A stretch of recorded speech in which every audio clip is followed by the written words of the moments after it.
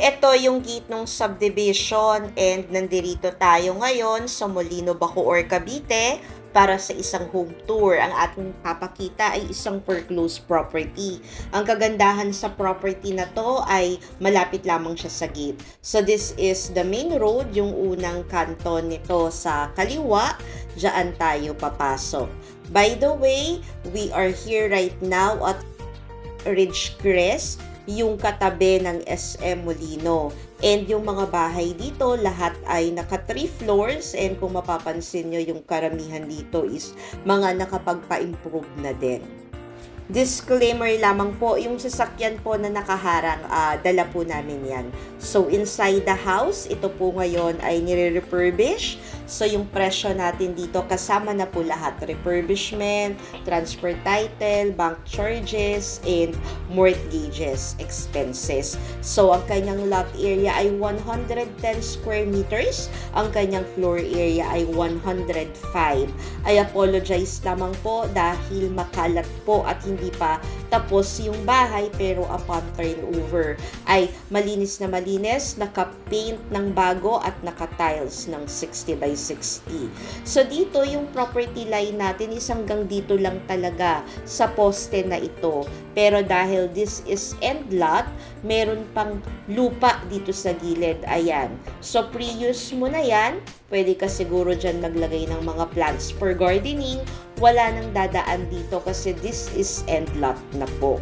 So meron tayong lupa sa harap and meron din tayong lupa sa gilid. So tara, pasok tayo inside the house. Once again, di pa tapos, pero upon turnover, yan, maayos na maayos, like new o brand new yung ating turnover, painted ng white and naka-tiles ng 60 by 60. So dito sa loob, pati yung mga windows na yan, aayusin natin. Ayan, may space ka pa dito sa gilid, oh, kaya malawak pa yung lupa sa paligid and maliwanag kasi walang nakadikit or nakaharang doon sa daanan ng mga hangin mo. So dito, meron tayong toilet and bath sa ibaba, and this is the kitchen area. This is the service room area. Ipapalinis, ipapahawa natin yan. Pwede ka dyang maglagay ng laundry area or dito sa kanan, whatever yung design na gusto mong gawin. So dito, malaki pa siya, and pwedeng-pwede mo nga dyan ilagay yung dirty kitchen mo. Tapos dito siguro is parang dining table na lang, and doon yung iyong living room.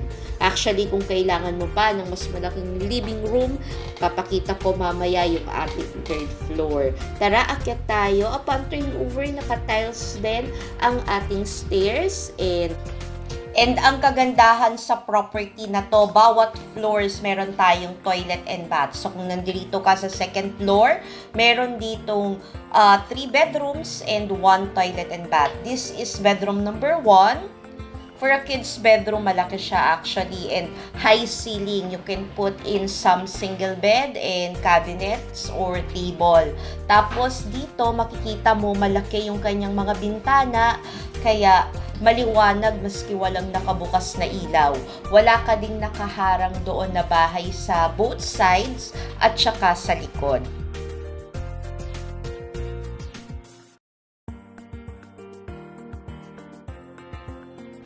And this is bedroom number 2. Actually, kung dalawang bedrooms lang yung kailangan mo, pwede mo tong ipabuo na lang o kaya gawing closet or office. Ayan, matatanaw mo, yan yung gate, and dyan ka galing kanina, dyan ka dumaan, papasok dito sa bahay. High ceiling, once again, painted ng white, tiles ng puti, and light new, gamit at saka ikaw na lang yung kulang. Malaki yung space dito sa gilid. By the way guys, kung bago ka pa lang sa channel na ito, I'm Sheila Veronilla, your friend real estate broker. My blog is all about buying and selling of real property investment and anything in between. Kaya kung gusto mo ng ganitong content, please don't forget to like, subscribe, and hit that notification bell para lagi kang updated. Thank you!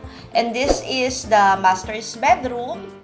So, ito yung toilet and bath na sa kaliwa natin. Naka-jack and jill siya para may access siya. Nagtitik-tik ng tiles si kuya. So, papalitan kasi lahat ng toilet fixtures, pati yung toilet bowl and tiles and showers and all. So, dito, ito yung kanyang master's bedroom and ang kagandahan yan, meron tayo ditong nakakonect na mini balcony. And tara, akyat tayo sa 3rd floor. Di ko napuntahan yung mini balcony kasi may gumagawa doon. This is the 3rd floor attic. Wow, 'di ba? Ang laki niya, sobrang spacious. Yung ibang clients ko na nakakuha dito, iba-iba yung ginawa nila sa kanilang attic. 3rd floor, tapos meron pa tayo ditong maliit na room. Pwede mo 'to gawing closet, tapos dito ka mag-master's bedroom, or pwede mo 'to gawing office or stock room. Tapos dito ka sa attic maglagay ng iyong entertainment area. Meron akong client, gym yung kanyang ginawa. Yung isa naman, chapel. Malaki. Ayan, 'di ba? And attic siya pero mataas yung kanyang ceiling eh. Attic type lang actually. Hindi siya yung nakayuko ka na. Buo pa, mataas pa din. And in here, meron din tayong toilet and bath. Kaya hindi ka na kinakailangan bumaba just in case dito ka stay for your office or whatever. Yan, ang kagandahan, no? Tingnan mo, 'di ba? Naka-glass din yung ating side windows lahat. 'Di ba? Walang ilaw, walang electric fan, pero sobrang hangin in here and maliwanag. This is 100% flood-free yung area na to. Never pa nagkaroon ng record ng pagbaha dito sa subdivision. Ipopost ko sa comment section tsaka sa description box ang kanyang presyo at ang kanyang computation. Bali in here, meron pa tayong mga 5 to 6 units. Package starts at 5.9 to 6.5 million pesos. Ang ating down payment ay 15% payable in 15 months, installment, 0 interest, and yung remaining 85% is through bank financing. Do not worry po dahil kami po ang maglalakad at mag-aayos ng inyong mga requirements.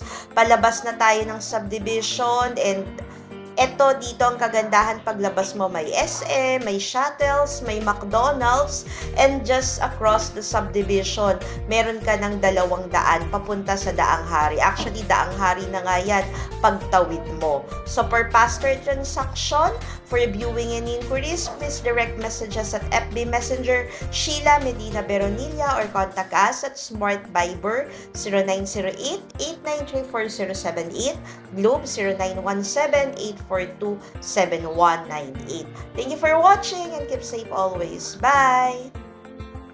And para ma-appreciate po natin yung renovated version ng bahay na ito, nag-attach po ako ng clip. This is the actual turnover ng isa sa ating mga units. Shout out po sa ating mga subscribers na walang sawang sumusuporta, nanonood at hindi nag-i-skip ng ads.